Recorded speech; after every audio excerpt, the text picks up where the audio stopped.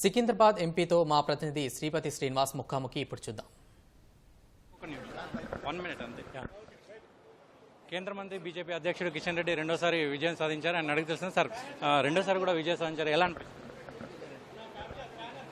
పూర్తిగా ఇది భారతీయ జనతా పార్టీ కార్యకర్తలు, నా కాన్స్టిట్యున్సీలో నాయకులు ఎంతో క్రమశిక్షణతో కట్టుబడి పనిచేశారు.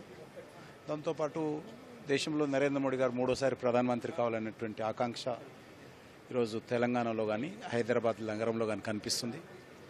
అందులో భాగంగానే ఈరోజు మేము సికింద్రాబాద్ గెలవడమే కాకుండా 8 నియోజకవర్గాలు మొదటిసారిగా భారతీయ జనతా పార్టీ స్వతంత్రంగా ఈరోజు గెలిచి రికార్డు సృష్టించడం జరిగింది. మరి చాలా ముఖ్యమైనటువంటి కాన్స్టిట్యున్సీలో గెలవడం జరిగింది. రాజకీయంగా పోటాపోటీలో ఎదుర్కొని గెలవడం జరిగింది. ఈ నేపథ్యంలో నేను సికింద్రాబాద్ కాన్స్టిట్యున్సీ నియోజకవర్గ ప్రజలకు, అదేవిధంగా తెలంగాణ ప్రజలకు నా తరఫున హృదయపూర్వకమైనటువంటి కృతజ్ఞతలు తెలియజేస్తా ఉన్నాను. తెలంగాణ ప్రజల ఆకాంక్షల మేరకు పనిచేస్తాం.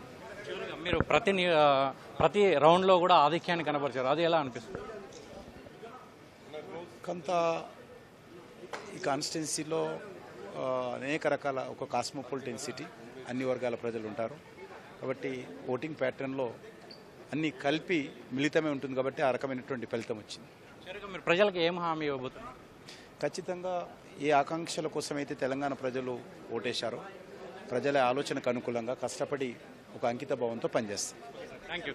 ప్రజలకు అనుగుణంగా, ఆకాంక్షలకు అనుగుణంగా పనిచేస్తానని కూడా కేంద్ర మంత్రి బీజేపీ అధ్యక్షుడు రెండోసారి గెలిచిన సందర్భంగా తాను ప్రజలు ఏదైతే తమపై నమ్మకం పెట్టుకున్నారో వాటన్నిటిని కూడా ఖచ్చితంగా అమలు చేస్తానని కూడా హామీ ఇస్తున్నారు. కెమెరామెన్ దాస్తో శ్రీనివాస్, ఈటీవీ న్యూస్, హైదరాబాద్.